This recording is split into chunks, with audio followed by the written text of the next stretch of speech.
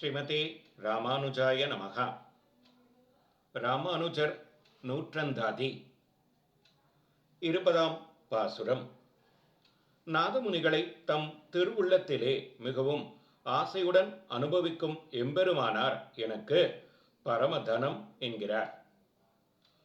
ஆர பொழில் தென் குறுகை பிரான் அமுத திருவாய் ஈரத் தமிழின் இசை உணர்ந்தோர் கட்கு இனியவர்த்தம்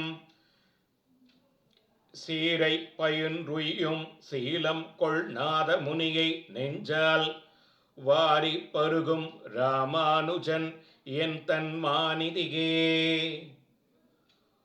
அமுதூரும் என் நாவுக்கே என்பதை வாரி பருகிய நாதமுனிகளை வாரி பருகி அனுபவித்தவர் எங்கள் ராமானுஜன்.